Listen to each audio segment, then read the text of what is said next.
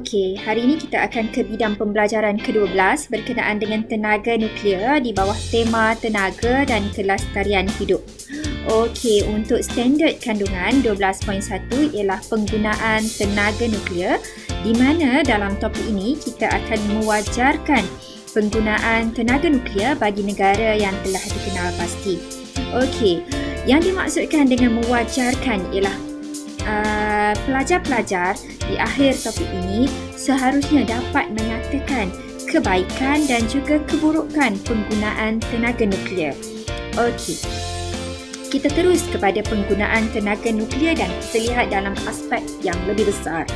Okey, di seluruh dunia terdapat 31 stesen penjana kuasa nuklear yang beroperasi dan kebanyakannya terletak di Eropah, di Amerika Utara, Asia Timur dan juga Asia Selatan. Di Malaysia, walaupun kita tiada stesen penjana kuasa nuklear, namun Malaysia giat menggunakan tenaga nuklear. Contohnya dalam ubat-ubatan nuklear dan juga radioisotop yang digunakan secara meluas dalam bidang perubatan, terutamanya di hospital-hospital. Okey, baik. Kita teruskan dengan penggunaan tenaga nuklear. Para pelajar semua sebenarnya kita mempunyai 3 item penting yang kita perlu kuasai dalam topik ini. Yang pertama, para pelajar seharusnya nanti dapat menyatakan di antara contoh-contoh penggunaan tenaga nuklear. Yang kedua, perlu dapat menyatakan apakah kelebihan penggunaan tenaga nuklear. Dan yang ketiga, dapat menyatakan kelemahan ataupun keburukan penggunaan tenaga nuklear sekiranya tidak digunakan dengan kaedah atau cara atau penyelenggaraan yang betul.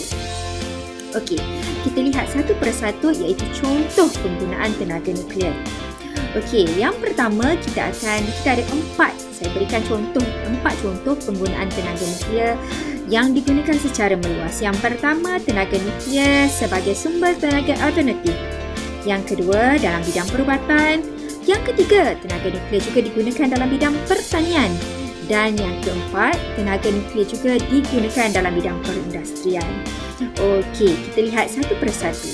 Apakah yang dimaksudkan dengan tenaga alternatif? Okey, tenaga alternatif ialah tenaga yang terjana bukan daripada sumber bahan api seperti petroleum ataupun arang batu. Okey, tenaga alternatif ini contohnya yang kita telah pelajari dalam SMR dahulu, dalam semasa di menengah rendah dahulu adalah seperti tenaga angin, tenaga hidro, tenaga solar. Jadi, tenaga nuklear ini adalah salah satu sumber tenaga yang boleh kita gunakan untuk menggantikan petroleum yang semakin susut. Okey.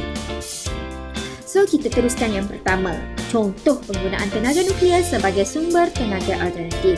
Okey, tenaga nuklear digunakan sebagai tenaga alternatif untuk menjana tenaga elektrik, di mana yang kita perhatikan kalau sebelum ni tenaga elektrik yang terhasil adalah hasil daripada janaan petroleum. Okey, jadi dalam masa yang sama ini dapat mengurangkan penggunaan petroleum dan juga arang batu. Dan kelebihan penggunaan tenaga nuklear ialah tenaga yang terhasil adalah lebih besar dan juga lebih efisien. Okey, seterusnya yang kedua dalam bidang perubatan. Penggunaan tenaga nuklear dapat meningkatkan taraf kesihatan individu. Bagaimana?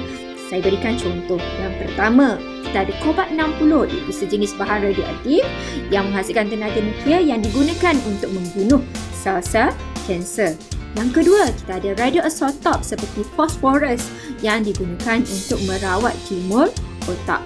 Dan yang ketiga, kita ada pelbagai peralatan contohnya seperti alat pengimbas CT scan untuk mendiagnosis penyakit. Okey, dan semua ini menggunakan tenaga nuklear. Okey, seterusnya yang ketiga adalah dalam bidang pertanian. Bagaimanakah penggunaan tenaga nuklear dalam bidang pertanian? Adakah nak guna untuk tanam pokok?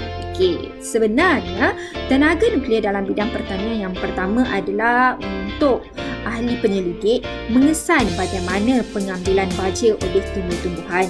Yang kedua, kita ada sinaran gamma, itu salah satu sinaran radioaktif untuk memandulkan serangga perosak.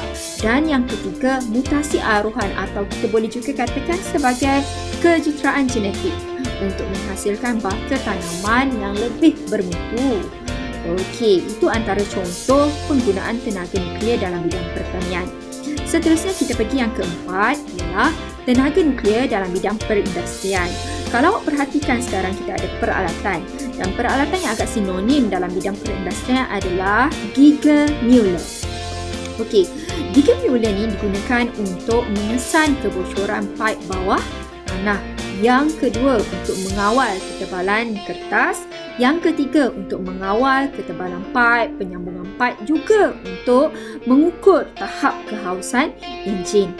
Okey, itu adalah 4 contoh penggunaan tenaga nuklear. Seterusnya, kita akan lihat apakah kelebihan penggunaan tenaga nuklear. Okey, dalam slide yang awal tadi, kita perhatikan bahawa sebelum ni kita menjana tenaga elektrik menggunakan petroleum. Okey, sedangkan kos untuk petroleum itu adalah lebih tinggi berbanding dengan tenaga nuklear yang lebih murah. Yang kedua, benefit ataupun kelebihan yang kita ada ialah apabila kita menggunakan tenaga nuklear, penjanaan tenaga adalah lebih banyak, lebih efisien berbanding dengan petroleum. Dan berikutnya, kalau kita perhatikan untuk menghasilkan tenaga elektrik menggunakan petroleum melibatkan pembakaran bahan api fosil, di mana melalui pembakaran bahan api fosil akan membebaskan gas-gas pencemar dan di antaranya adalah karbon dioksida yang boleh menyebabkan kesan rumah hijau. Jadi melalui penggunaan tenaga nuklear ini dapat mengurangkan kesan rumah hijau. Okey, itu antaranya. Berikutnya ialah keburukan penggunaan tenaga nuklear. Okey, nak menghasilkan tenaga nuklear, nak menghasilkan tenaga elektrik daripada tenaga nuklear memerlukan pembinaan reaktor nuklear dan ia memerlukan kos yang sangat besar. Okey, seterusnya yang kedua, dari segi aspek keselamatan. Okey, di loji nuklear kita tak dapat nak elakkan berlakunya kemalangan ataupun secara operasi ataupun secara bencana alam.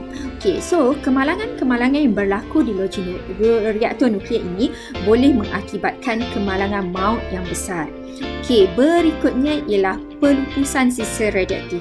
Okey, penghasilan tenaga nuklear ini melibatkan penghasilan sisa radioaktif yang perlu dilupuskan dengan langkah-langkah yang tertentu. Dan sekiranya pelupusan ini tidak dibuat secara sempurna, ia boleh menyebabkan pencemaran alam sekitar. Okey, seterusnya dari segi keselamatan, dari segi aspek keselamatan, tenaga nuklear ini akan menghasilkan tenaga yang besar dan salah satunya ialah digunakan untuk menghasilkan senjata nuklear. Okey, jadi penghasilan senjata nuklear menggunakan tenaga nuklear ini boleh mengancam keselamatan dunia. Dan yang terakhir, paling hampir dengan kita ialah risiko apabila terdedah kepada radiasi yang disebabkan oleh tenaga nuklear ini ialah risiko kesihatan, yang mana ia boleh menyebabkan mutasi, kanser dan juga kecacatan fetus. Okey, itu adalah dari segi keburukan.